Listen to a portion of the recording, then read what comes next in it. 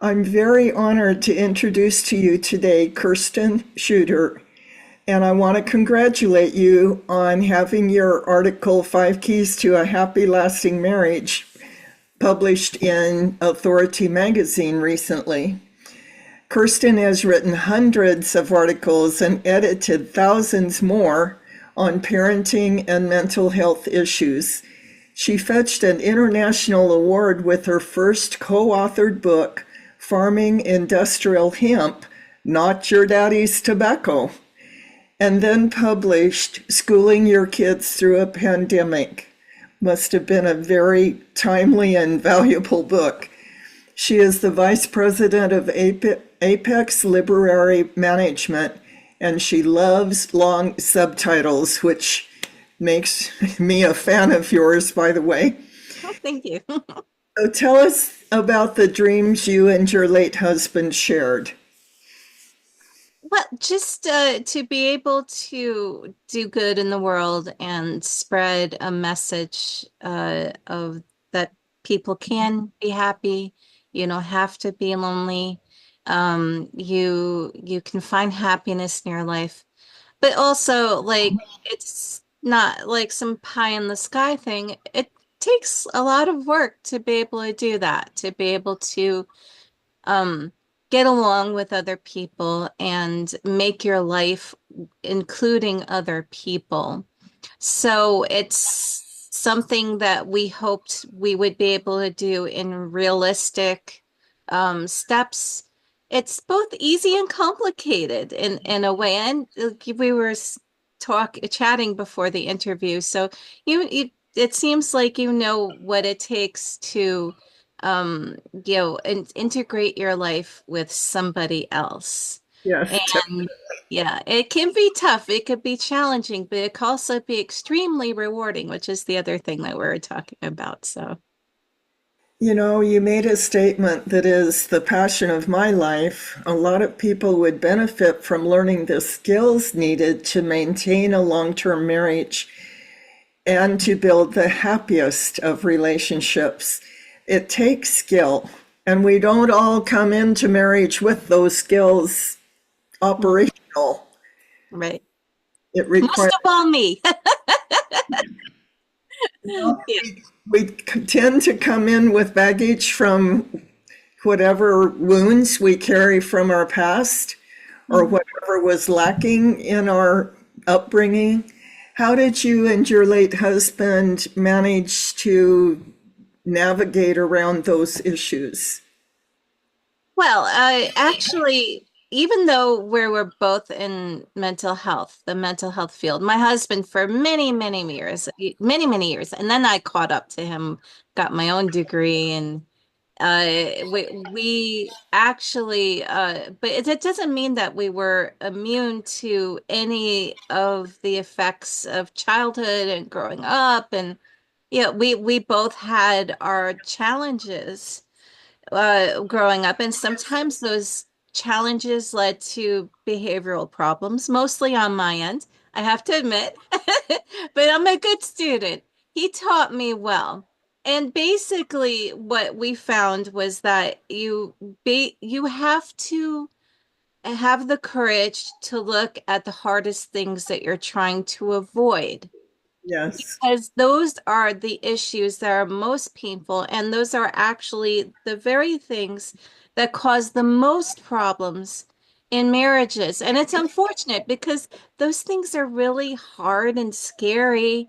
And no judgment on people, you know what I'm saying? Right. Uh, but it could be really, really tough and challenging. And some of the biggest problems that we had together had to do with those deeply painful things that we both had to conquer. And I would have to say it was almost like my husband knew that he didn't have too much longer because we really wrapped up a lot of issues between us. And Hmm. finally, we got to understand, a lot. I think we've figured out all those main issues. I said, "Oh my goodness, now we're gonna have some real fun," you know. the hard stuff is behind us, but unfortunately he couldn't be around for it. So, but we got to enjoy at least our accomplishment. And I consider our marriage an accomplishment. So, Yes, a happy marriage is an accomplishment to be very proud of and grateful for. mhm. Do you have an example that you feel comfortable sharing about perhaps one wound or issue from your childhood that needed to be worked out in your marriage? Well, I was raised in New York. Strike number one. Strike number two, Italian side of the family. Strike number three, Jewish side of the family. So everything was overwrought with a lot of yelling and guilt. Okay. So, Yelling yeah, and guilt, those are two pretty negative things. yeah, the verbal like exchanges in my childhood family were always very loud. Yelling was more the norm than the exception. So there were times where I yelled, and it was these things as a sensitive individual. It had a huge impact on, my self-esteem and the way I communicated with other people. And Yeah. also, that's has to do with a lack of self-regulation. And it's very fortunate that I hooked up with someone in the mental health field because he was familiar with concepts like this, like, oh, she has to develop her self-regulation. And but there are issues that go along with that. You just can't like snap your fingers and then do it. You have to be able to conquer in here to be able to project outwards. And I found that it came with like a lot of self-esteem issues. It affected my ability, like it taught me like the wrong thing, like oh, it's okay to let loose on other people. Yeah. Not for a good, happy, long-lasting marriage. For a good, happy, long-lasting marriage, what you really want to strive for is to treat your loved one with as much respect and show them that you cherish them every moment you can. And that's how we can be happy. You got to dig deep for those issues, but once those are resolved, we try and treat our loved ones the best we could possibly treat them. So I call respect the fertilizer of love. When we that's a treat, good thing. when we treat each other with respect, it nurtures the feelings of love. It nurtures emotional connection. And the more disrespect there is in a relationship, the harder it is to hang on to loving feelings. That's right. Yes, You are exactly. currently writing a wonderful title called The Marathon Marriage Lasting the Long Haul. I love that title. Thank you. What are some of the skills that you and your, other than learning good emotional management, what are some other skills that you experienced in creating a lasting, successful marriage? So, along with emotional regulation, communication is like, you know, the low-hanging fruit, the elephant in the room. It's definitely like it's on the top of the list, and it's the most obvious one. And if you read any book about having a good marriage, having a lasting marriage, that essential is always, always there. Now, I have another thing to add on to that though. It works in conjunction with emotional regulation. You Yeah, can't communicate well if you're highly stressed or angry.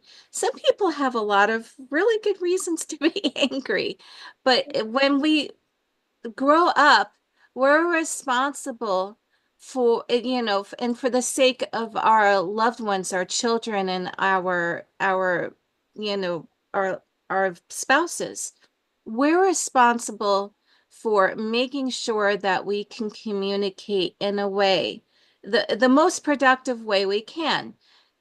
And the thing that you have to realize too is that sometimes our anger is due to, a lot of times, our anger is due to past issues. yes. You're, it's like it's sort of like you have every person comes like with a minefield. Yeah. And you never know, like your poor spouse could be walking along and all of a sudden they just step on that minefield and they have no idea what's going on. And you may not even know because those are the types of issues that we hide from ourselves. So we have to not only communicate, but we also have to like really focus inward and try and develop like, I would have the reason why I'm emphasizing this is because the hardest times that we have to communicate, the most challenging is when we're stressed out and we're angry.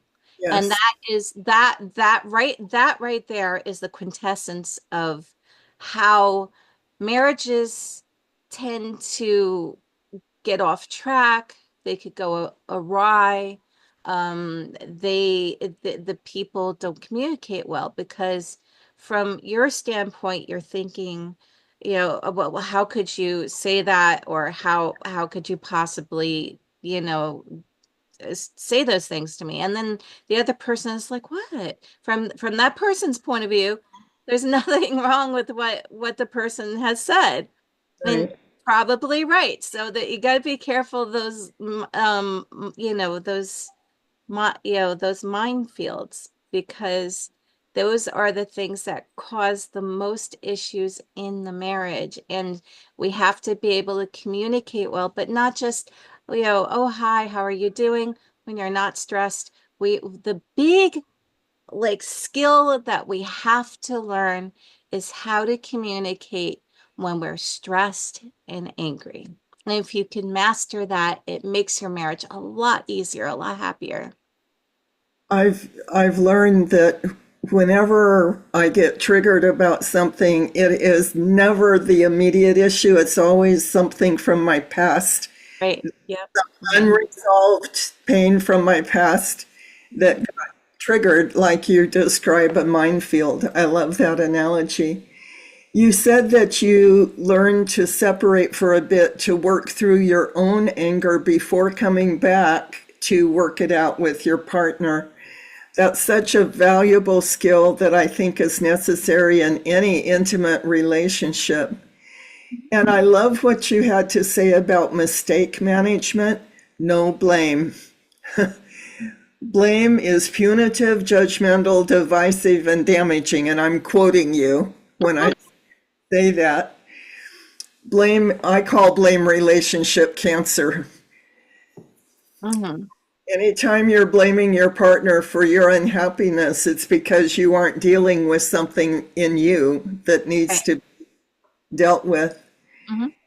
So you mentioned or you advised learning to forgive. So how did you practice forgiveness in your marriage? Well, it was easy with my husband because he was such a wonderful model for empathy, kindness, respect, and he taught me how to let go, and just nothing really seemed to stay or fester in Okay. our relationship. Because he was very easy to deal with. We had some tough fights, everybody does. Well, mostly everybody does. And he was always like very kind and he was able to forgive. And when I saw how easily he did that, I was able to model his behaviors. So, What a wonderful man that you married and learned from. And as I said before we began this interview, I was very fortunate to marry the same kind of man. So, trust is a byproduct of developing respectful marriage practices. And trust is such a valuable commodity to feel safe, to know that you can trust someone. It's worth all the work it takes to get there, isn't it? yes, oh, definitely. Yeah, trust. I see trust as more of a byproduct, and some people might find that comment a bit interesting. So trust, it's something that is, it's a like a paradox because on the one hand, you either have it or you don't have it. But on the other hand, it's something that's not built in a day in Yeah. most cases, in many cases. Trust is something that it's a lot of little actions. So as you go through and navigate your day, for instance, are you disappearing for a couple of hours at a time? Some people have control issues like that, where they feel like if they have to answer to someone, then that person is trying to control them, but that doesn't help build trust, right? Right. So that's one example of an issue that could that can interfere and get in the way of trust. And another is how you relate to another person, like if holding yourself accountable for the things you say and do, Mhm. and have actions match the words. And those are two very obvious things that people can do to help build trust in their daily lives. Um, Yes. it's something, that maybe if you're not used to doing it, it could be a little challenging at first. You could find it a bit tiring, but it's well worth the effort. So, Oh, I agree completely. You also emphasize the importance of making time for each other. It seems like everyone's living such busy lives today that often time for the marriage gets put to the bottom of the list. So tell me a little bit about the importance of prioritizing time with each other. right. That is very important. You basically it's the mindful action of getting together every day, whether it's sharing a meal or it could be something as simple as getting together and like maybe watching a little bit of television. A lot of times, my if there was a show that interested my husband and I, for instance, he loved all the Bigfoot shows, so we would watch Bigfoot shows together sometimes.